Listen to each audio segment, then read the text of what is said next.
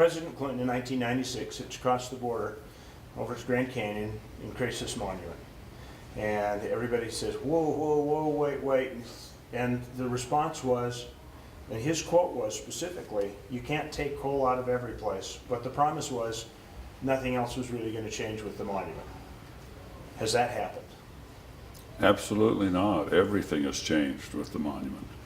A way of life, a culture has changed. Access has changed.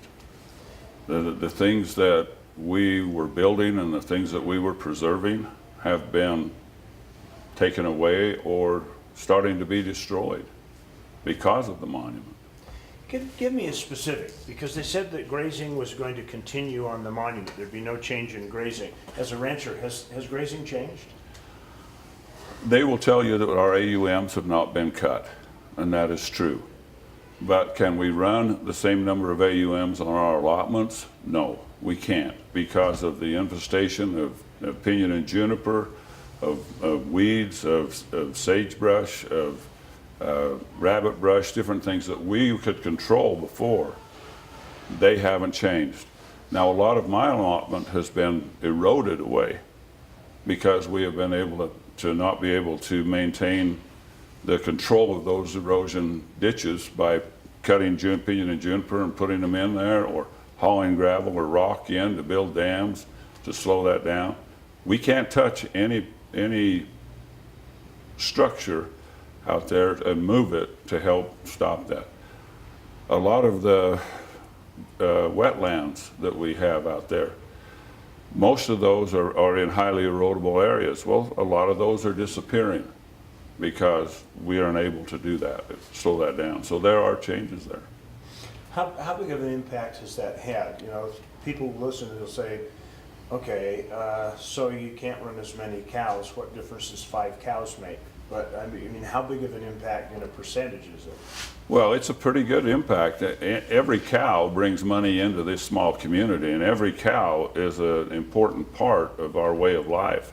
When President Clinton said nothing would change with the impact of livestock, he was talking about the American West. He was talking about the cowboy. And the cowboy is starting to leave. He can't make a living here.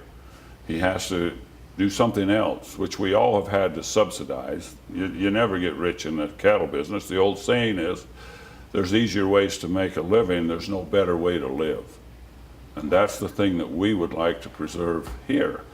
And the tourist industry that comes here, they love to see the cowboy. That's evident in the Western legends, things that we have here, but it's also evident out in the Grand Staircase when we're moving cattle and when we're doing things like that. The tourists that are in there, and believe me, there's a lot more tourists, more people in the Grand Staircase than there used to be.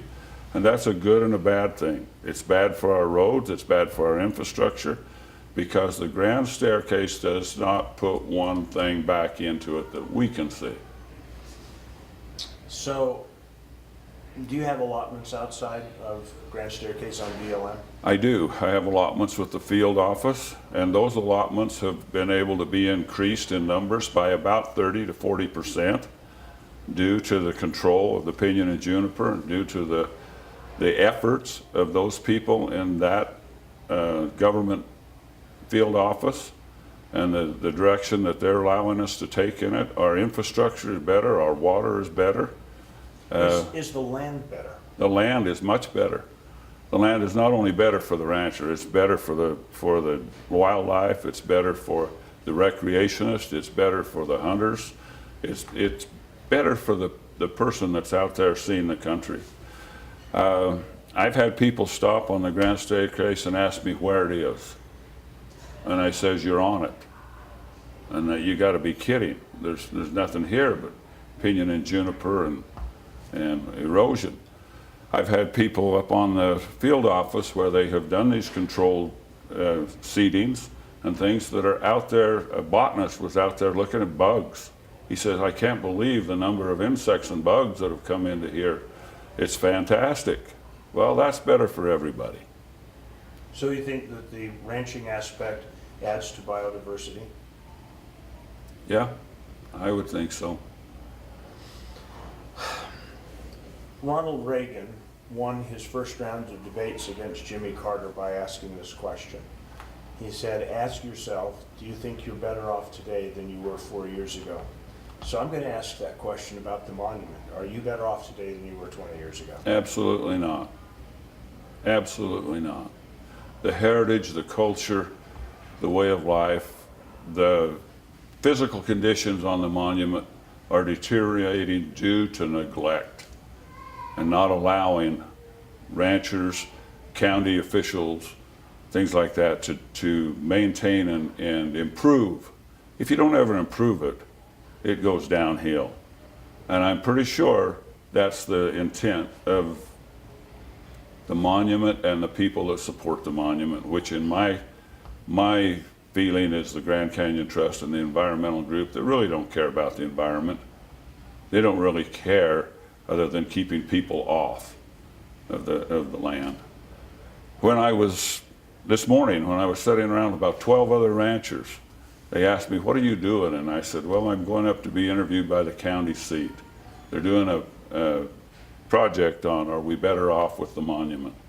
So you guys tell me, what's one good thing that the monument has done for us in our county? And they said it has done absolutely nothing. That was the attitude. The other one was, what do they do with the millions of dollars they get to manage this place? Where is it going? We can't see it. We can't see that there's any correlation or cooperation with our county officials to help maintain this small community atmosphere and this way of life that we have. Anything else you want to add? I just hope and pray that the American people who have made a change in government, I hope that this government that we have, both state and federal, will do something to control this Antiquities Act. Because this Antiquities Act is being used by a few to destroy many. And I would love for people that question that to come down and visit with us and go out and see what there is and see what's happening. You'll take them out personally? I absolutely will. Okay. I'm going to ask you one other question. It's a slight tack off of this. You have allotments out on the monument. You're fairly familiar with it. How much of that monument do you think is unique enough that meets that criteria of unique geological, archaeological, enough objects out there?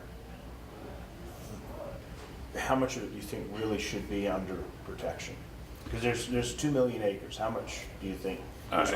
In that 2 million acres, I really can't imagine that there would be 300,000 or 400,000 acres at the most. I think that there's a few areas that could be protected, but it could be a lot like Zion, Bryce. That's protected and that's beautiful and people come, but it doesn't stop the local economy. It doesn't stop agriculture. It doesn't stop the West. You're in Kanab, Utah, Little Hollywood. It was made that way with Westerns. It was made that way by this way of life. And people, they love to see it. We love to live it. Thank you, Hal.